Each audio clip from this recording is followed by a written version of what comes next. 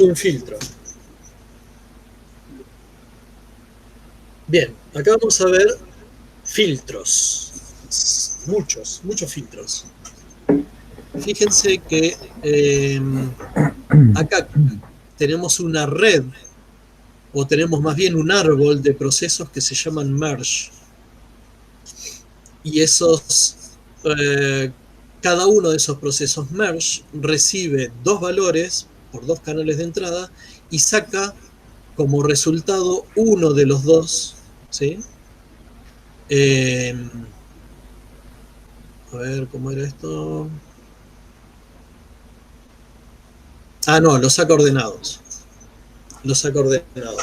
Entonces, yo inicialmente voy a recibir n valores como valores de entrada, y lo que va a hacer este árbol de procesos merge es ordenarlos. Y va a sacar una chorrera de caracteres o de enteros ordenados, ¿sí? Fíjense que acá hay n-1 procesos merge, luego en el siguiente nivel habrá la mitad, luego la mitad, luego la mitad, hasta final, hasta llegar al último que va a sacar la cadena, el stream completamente ordenado. Cada uno de estos procesos merge lo que va a hacer es recibir dos valores por canales de entrada. Ya en el in1 e in2 recibe los valores de entrada, ¿no? En cada uno recibe un entero. Y por el de salida va a sacar enteros también, ¿sí? Va a emitir mensajes por un canal de salida que son enteros. Bien, declara cada proceso dos valores, el valor 1 y 2, y lo que se queda esperando un proceso merge es recibir tanto el valor 1 como el valor 2 por el canal in1 y por el canal in2. Luego, ¿qué dice? Mientras no reciba un fin de ese stream, es decir, mientras no se corten, es decir, mientras siga recibiendo caracteres o enteros, va a seguir ejecutando esto. Y pregunta si el valor 1 recibido es menor o igual que el valor 2, lo que hace es enviar primero por el canal de salida el B1, ¿sí? Send B1, y se queda, como ya envió el valor S, también lo que se queda es esperando recibir un nuevo valor en ese B1. Ahora, si el B1 era el mayor que el B2, lo que hace es enviar primero el valor 2 por el canal de salida, y después se queda esperando de nuevo en ese canal 2 por otro valor de entrada. Luego pregunta, después están las condiciones por las cuales este proceso tendría que terminar. Pero bueno, este es un ejemplo de una red de procesos que logra, si ustedes después lo componen, logra ordenar todo un stream de enteros. A lo largo de toda la cadena de procesos, a lo largo de todo este arbolito, al final va a salir un stream completamente ordenado, ¿sí? Bien, yo voy a ir a los ejemplos que nos atañen precisamente. Fíjense lo que es productor-consumidor con un buffer acotado. El productor, ¿qué hace? Hace un receive de un mailbox y espera recibir un mensaje. Bien. Ahora, genera él un mensaje y envía a puede consumir, que es otro mailbox, el mismo mensaje. El consumidor hace en forma análoga lo mismo. Vamos al programa principal. Puede producir y puede consumir. Fíjense los nombres que tienen estos mailbox, porque son interesantes, porque nos va a dar una pauta del funcionamiento del programa. Puede producir, puede consumir. Son dos mailbox. Y fíjense, de uno a capacity, que capacity, no sé, puede ser 10, 100.000, mete mensajes en puede producir. ¿Qué mete ahí? Nada, mete mensajes vacíos, es decir, mete el sobre, mete un header, sin nada de contenido, sin nada de body. Mete N mensajes, mete capacity mensajes. En el canal puede producir. Y arrancan en paralelo producir y consumir, productor y consumidor. El productor, entonces, lo primero que hace es consumir un mensaje de puede producir. No le importa lo que hay ahí adentro de ese mensaje, no le importa para nada. Sí sé que PMSG es una estructura de tipo mensaje o una variable de tipo mensaje. Fíjense que aquí mismo lo que hago es sobreescribirlo ese mensaje. A ese mensaje le pongo el contenido que a mí se me ocurra. Esto sería producir un elemento, ¿sí? O asignar el valor, qué sé yo, sería ok, o puede ser un entero, puede ser cualquier cosa, se lo asigno a mensaje. Acá estoy construyendo el mensaje. Y a ese mensaje que acabo de producir, se lo envío a Puede Consumir. Puede Consumir es un mailbox también. Ahora, este mailbox Puede Consumir es el que usa básicamente el consumidor. Fíjense lo que pasa acá. El consumidor hace un receive desde ese mailbox, puede consumir, y se queda con el mensaje del consumidor. Eso es lo que recibe. Toma el mensaje, lo saca de ese canal, lo saca de ese mailbox. Y con ese mensaje que acaba de recibir hace algo. Pero este mensaje, C-message, que acaba de recibir, tiene algo adentro, no tiene un null. ¿Estamos? Esto que se produce acá es un valor, es un dato, es una estructura de datos, es un mensaje, es un string, lo que ustedes quieran, pero hay algo ahí. Ese algo es lo que se lo estoy mandando al consumidor acá, con este send. El consumidor lo consume y este mensaje, message, tiene el valor adentro. En el body tiene algo de interés, que sería, digamos, ¿qué sería este puede consumir entonces? ¿El equivalente a qué? ¿Qué sería esto? A ver.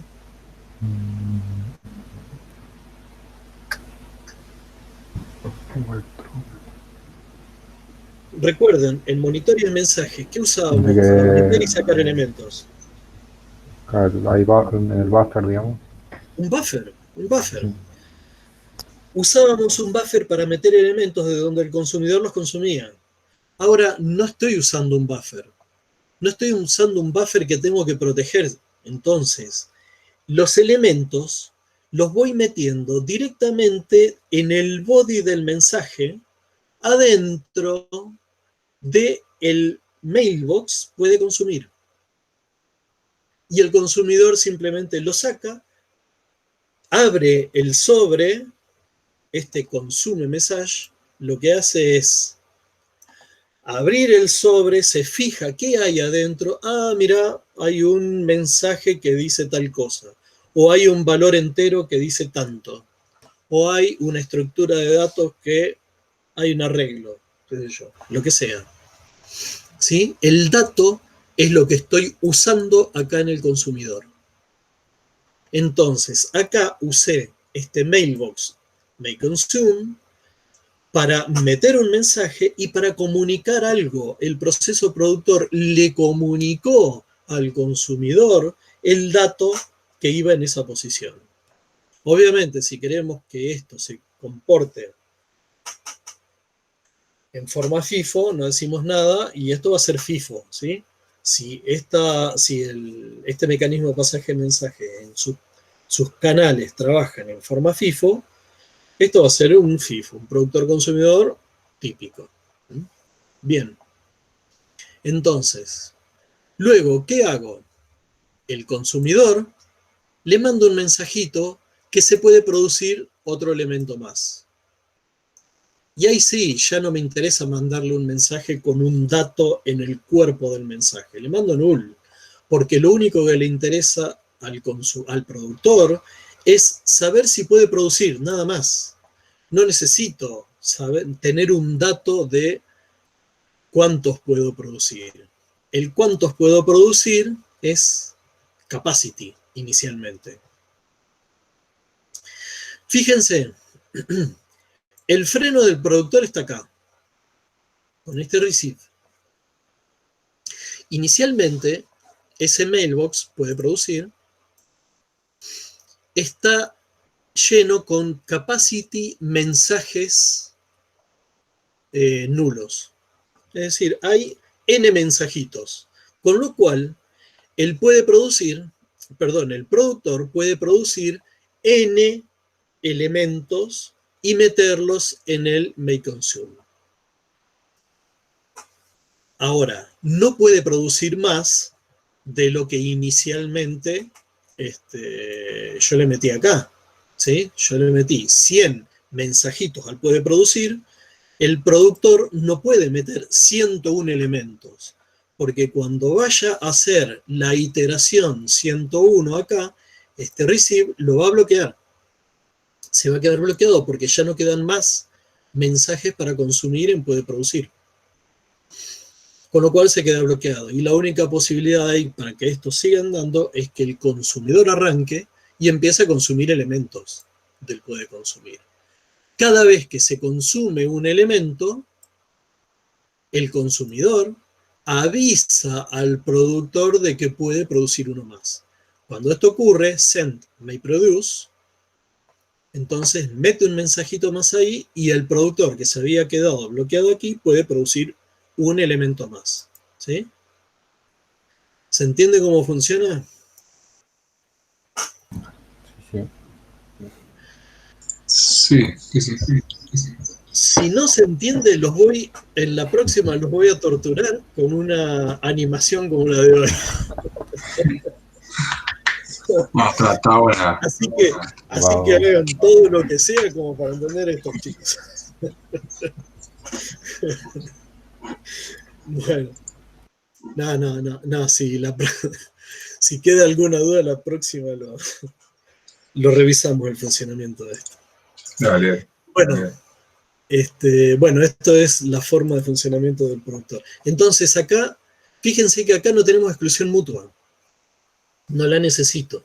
Está bien, ustedes me dirán, en el semáforo no la necesito. Bueno, sí, también, no la necesitabas, pero hay otras soluciones donde esto te arregla la vida, porque vos podrías llevar un contador, por ejemplo, en estos mensajes, podrías llevar tranquilamente un contador que no tengas que proveer la exclusión mutua, por ejemplo. Sería muy simple hacerlo. Y eso te puede ir contando la cantidad de elementos que producís, si querés. Bien. Fíjense, por ejemplo, acá yo podría ir metiendo, por ejemplo, el contador ese capacity. Acá meto los primeros 100, le mando 1, 2, 3, 4, 100. Y después el consumidor, cada vez que avisa esto, va incrementando en 1 esto. Pero el único que va a incrementar el valorcito que yo le voy a pasar acá es el consumidor, con lo cual nadie más lo va a usar al valor ese. Ese valor le voy metiendo 1, 1, 1, y si lo utiliza, lo incrementa solamente el consumidor, nadie más lo tiene que tocar. Fin de la cuestión, que no tengo que proveer exclusión mutua. Entonces, cuando yo le paso a este pmesage, le paso un valor que fue incrementado sin problemas de condición de concurso. Con lo cual, va a ser un contador confiable. En ese numerito yo voy a tener el valor de elementos consumidos o producidos. Bien, a ver si tenemos algún otro ejemplo que queramos ver. Esto no lo vamos a ver. En realidad acá lo que tienen es, si en algún momento quieren implementar un monitor con mensajes, acá tienen unas ideas como para hacerlo, ¿sí? Porque en la práctica se van a encontrar con ejercicios de ese tipo eventualmente. Y bueno, acá hay clientes y servidores, acá hay ejemplos de cómo armar procesos clientes y servidores. Ustedes acá tienen la posibilidad de trabajar con procesos que estén trabajando en distintas máquinas conectados por una red. Y pueden hacer una conversación de cliente-servidor por la red con esto, ¿sí? Así que es para tenerlo bien en cuenta. Vamos a hablar nada más, les comento, nada más, ya terminamos con la teoría, les comento nada más que hay una librería que se llama Linda, que se puede usar en algunos lenguajes de programación, que lo que hace es extender ese lenguaje y me brinda posibilidad de pasaje de mensajes asincrónicos, ¿sí? Después, MPI es muy usado en lo que es programación C, C++. Se puede utilizar MPI, que en realidad fue diseñada para ser estándar y en realidad hoy es utilizada como un estándar, pero quedó acotada básicamente al uso de C o C++, ¿sí? No, realmente su uso más allá de estos lenguajes, de este lenguaje, no prosperó demasiado. Después cada uno de otros lenguajes se implementó librerías propias o extensiones propias. Pero en el mundo de C, que es bastante amplio, sobre todo para programación de sistemas, ¿sí? Programación de sistemas base, se utiliza mucho C, C++, y ahí MPI sí que tiene mucho, digamos, es fuerte en ese sentido, ¿sí?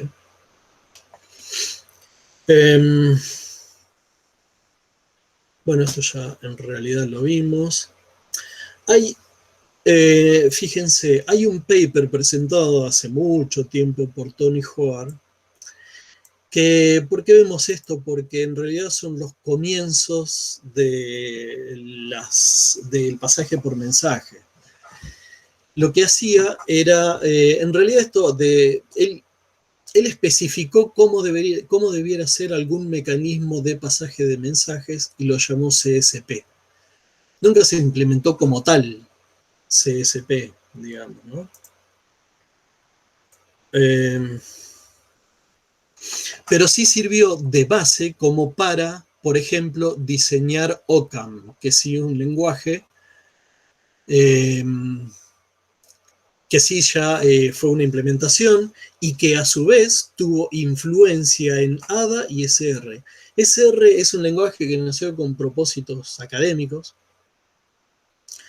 que tenía pasaje de mensajes y que es un lenguaje que yo quería utilizar desde hace unos años, pero no tiene soporte, ya dejó de tener soporte, era desarrollado por una universidad, lo dejaron de soportar.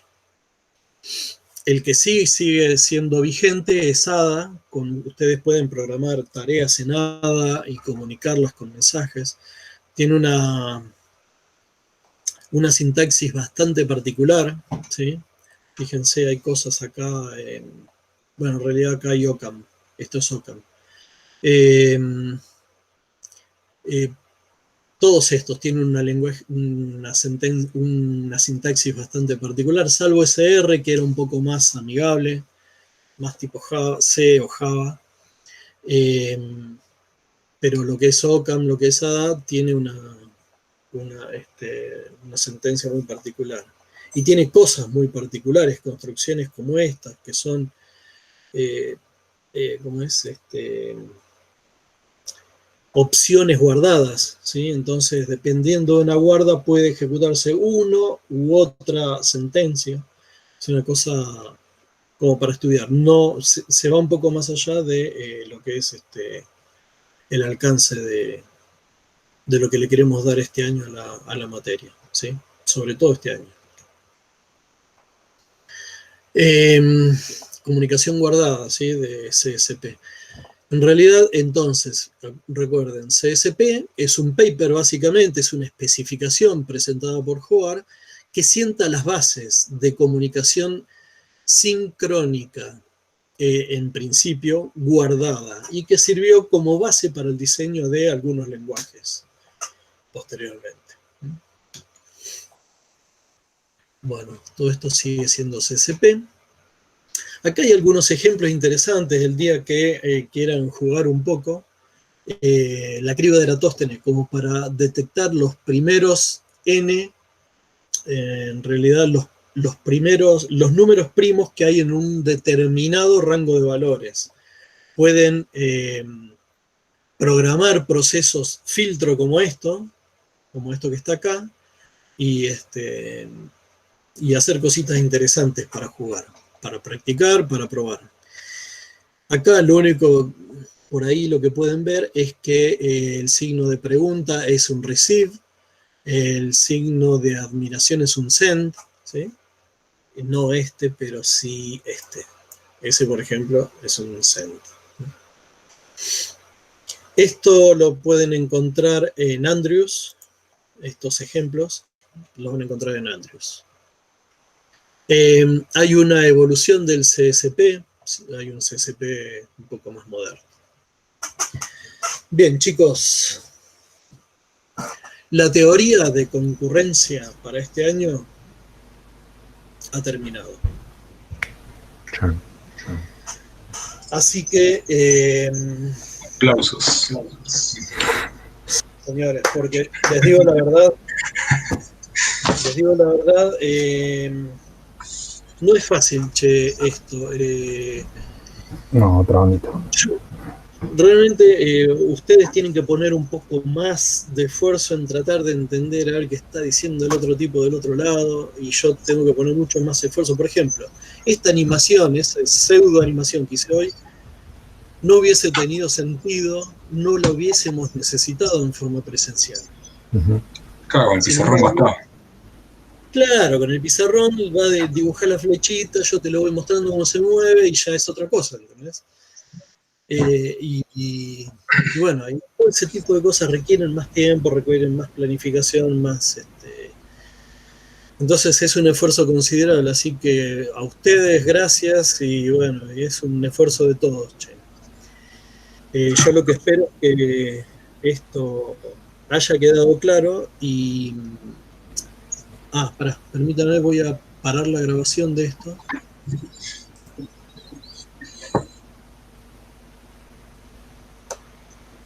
Y le damos un cierre un cierre, digamos,